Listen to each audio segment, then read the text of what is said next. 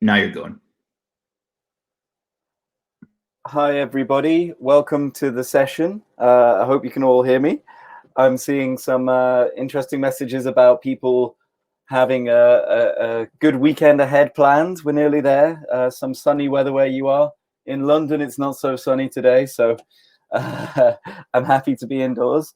I'm going to be talking for the next 15 to 20 minutes about other types of content, fast but good publishing, the need for transparency in research, and the idea of repositories. So this is going to be a bit of information about what we're thinking about at Figshare and how it relates to folks in the publishing community, in the repository community, the institutional and funder community.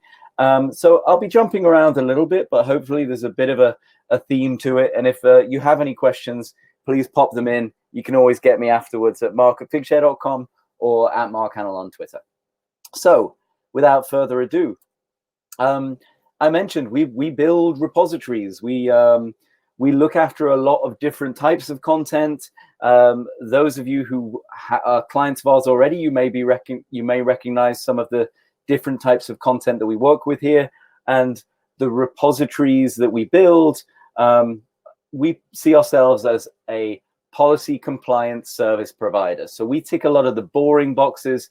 You'll notice that these different types of repository, whether it's ChemArchive for preprints repositories or KiltHub is the Carnegie Mellon repository here, they look alike. We've spent the last year and a half working on web accessibility. There's a lot of policy around web accessibility. It's a great thing to be doing, making sure that everybody can access research. And that's really what I wanted to talk about is the new wave of using new technology to better disseminate content, to build on top of the research that's gone beforehand, and some of the challenges that brings in. So we started in the data space, my own research, trying to make my own data sets available. And as we've moved along now, we've been around about 10 years, we've seen real progress. On the left-hand side here, you can see research funder data sharing policies. So pretty much every global funder now says you're going to have to make your data available. And a lot of publishers are thinking about the data behind the articles and being transparent around that. What we do see here, I had a gathering a socially distant gathering at my house the other week, and a friend's husband was there who's a researcher, and he said, yeah, so you think we're going to have to start making our data available soon? So even though we have all of these policies, the funder policies are getting through bit by bit. But I think when a publisher says to a researcher, you need to make your data available, or you need to make the files behind the publication available, that's the first point that a lot of people hear about this. A lot of researchers hear about this. We want to make sure that you, as a publisher or an institution or a funder, can track all of the impact of all of these different types of research outputs. So one of the things we've been building out on this year with our sister company Dimensions is clickable citations. So here you can see some software which has got 66 citations. You can see you can click through to see all of the papers that cite this software, and a little map about how that has spread over time. We're the only infrastructure that does this for all data sets, code, and other types of research outputs in the full text of the article, not just in the reference list, because a lot of people still don't cite, a lot of researchers still don't cite data or non-traditional research outputs in the way they cite papers. They'll put it in the methods section or things like that. So it's been an interesting battle to try and get these full counts, the highest counts that we can, so you can see the true impact of the research, whether you're a researcher, an institution, or a publisher. Also, the altmetric score, making use of that, we've used it for a long time, and it's really great to see, on an example here, this is from a data set from the University of Sheffield. It's got some nice version control. You can see that it hasn't been cited, but it's had all kinds of impact, even Wikipedia mentions. And we want to make sure that researchers are incentivized to do this. And you know about the impact of all of your research outputs as well as an institution or a publisher. We've the more information that researchers are getting about sharing more content in an open manner, leading to more impact, this is kind of, I think of it as compounding impact. Your data sets, your code might be getting cited, but also by making your data available in a repository, it's associated with an average 25% increase in citations. This article came out earlier this year, and this is on over 500,000 papers. So this is no small N number. It is a real effect. So this compounding citation impact, I think, is what's driving a lot of researchers. So Figshare.com, the free version of Figshare, came about as a place free at the point of access and free at the point of reuse of publishing data and non-traditional research outputs. You can see in 2011, not many people were saying, here is my paper and here's the data set associated with it in these generalist repositories. But here's a few of the main ones. You can see that it's growing exponentially, the amount of people who are making use of these generalist repositories. And this is good because it's some transparency, but it really brings me on to my next point, which is about open content, fast publishing, and good content. I think these are three things that are really at the zeitgeist of, COVID research, with preprints being made out. We need fast publications. The data behind every decision that we're making these days needs to be openly available, so there's transparency, you can believe what the people are saying. But there's also, by moving the goalposts here and saying we need this as fast as possible, you're losing the checking, the curation, the peer review. And so one thing we've done this year is a pilot with the National Institute of Health on data publishing. And what we did there was we provided a repository for researchers funded by the NIH, but we also had folks checking the files. And this was mainly metadata checking, just making sure it was descriptive.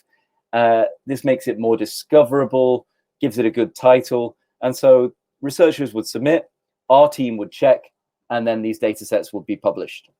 I think there's interesting conversations about how do you filter between content that has been checked and content that hasn't been checked. In the preprint space is an interesting way of filtering content as well going forward. But what we found from that was, if you compared apples to apples, NIH-funded research on Figshare.com and NIH-funded research on the checked repository that we did for the NIH, you saw that the metadata was obviously much deeper. There was a lot more metadata describing this. And we started to see what the effects of that were. More views, there was more downloads. Downloads is a strange one because people aren't downloading things like videos.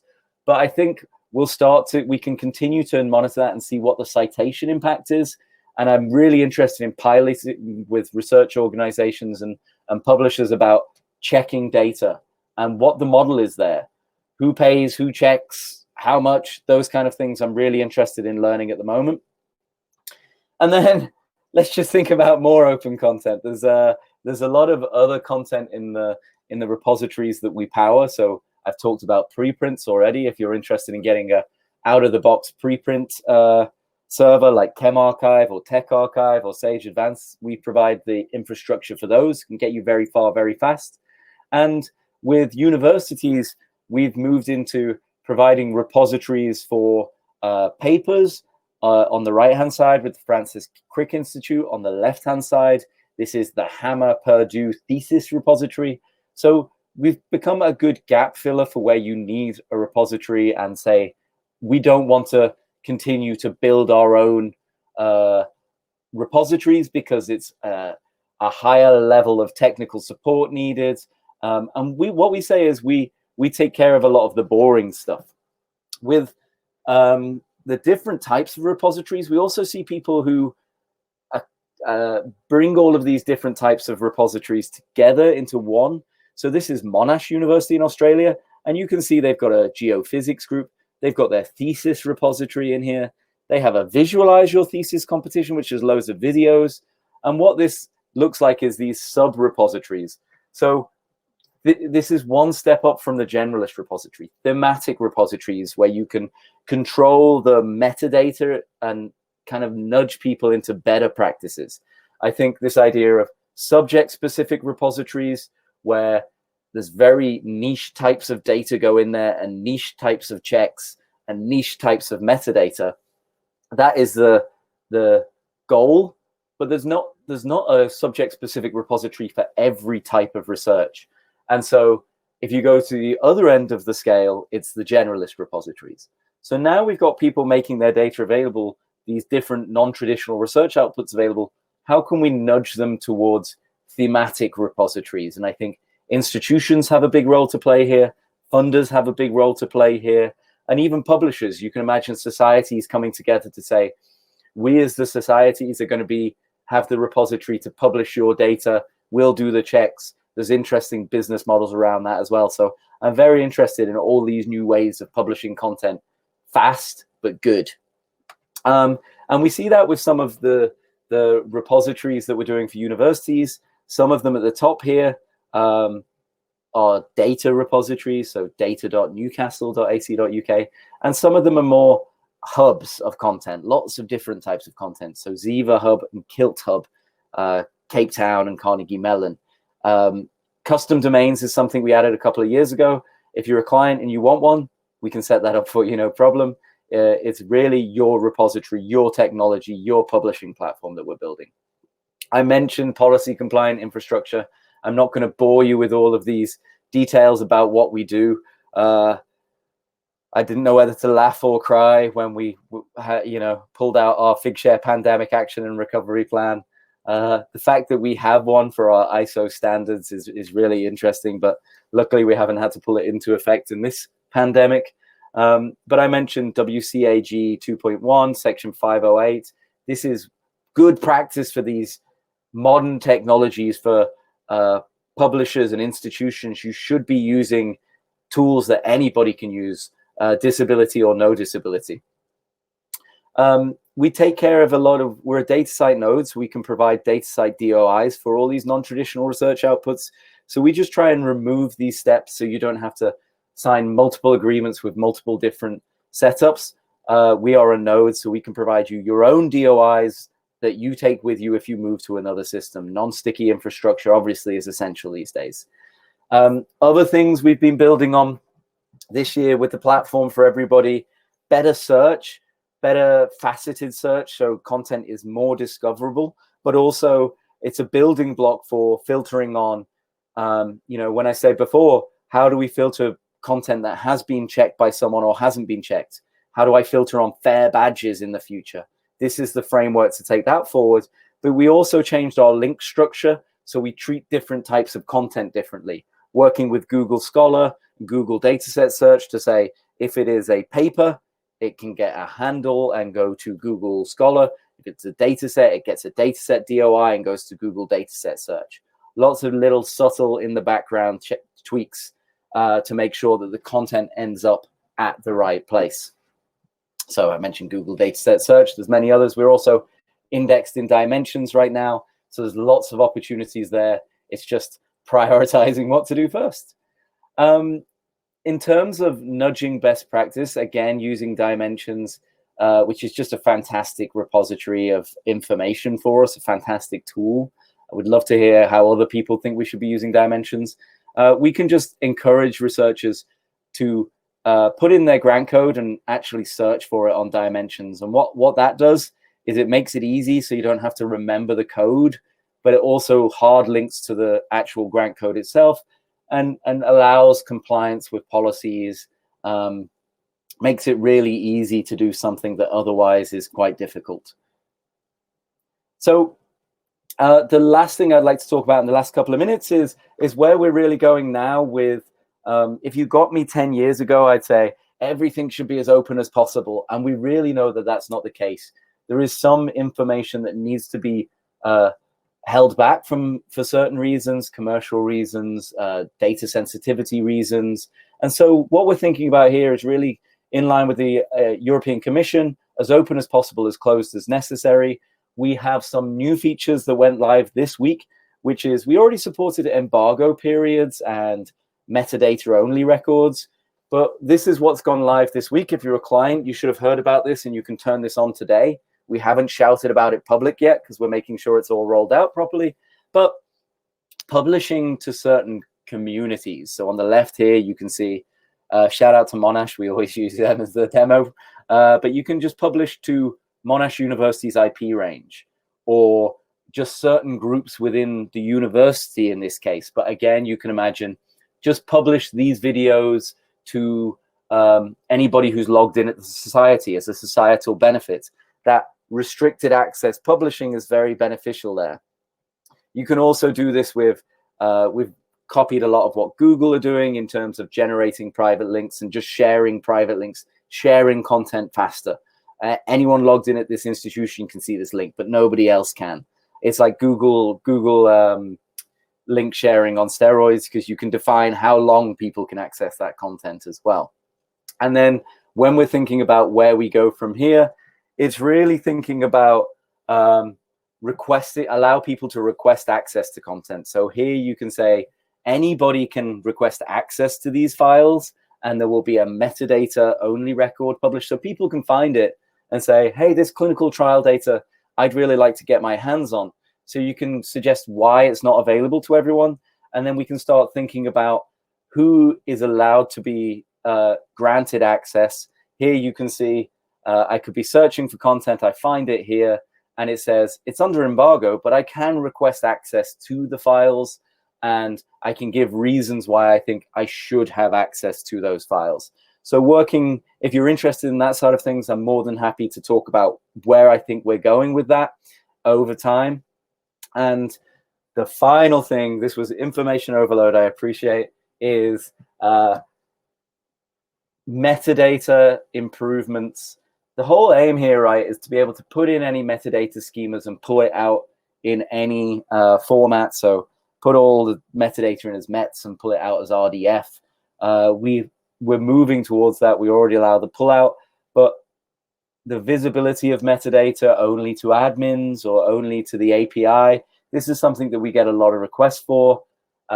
More schema-based metadata is something we're thinking about a lot. Again, moving towards these thematic repositories of content, thematic publishing platforms, and making sure that that crosswalk is done. So that's everything from me on my 20 minutes information overload.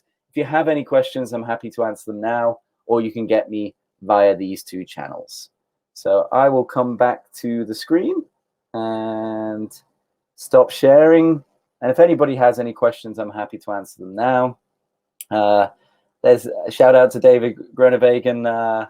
Summer on the way out there. I hope you appreciate, I hope you didn't mind us using Monash quite considerably through this. Perfect. So in a couple of minutes, we're moving over into the session on sustainable development at 3:15. Cameron, I'm sure you'll tell me if there are questions because... So there's no questions in the box. I think you've covered so much great information in that, and you've only got 2 minutes left. So I think maybe end it at that. Perfect. Thank you so much for attending. If anybody has any questions, feel free to ping me directly at mark@figshare.com. Always happy to shoot the breeze on these things. But otherwise, have a great day, great weekend. No, we love it. So there's a good end to the presentation. Appreciate it, David. Take care. Thanks, everyone.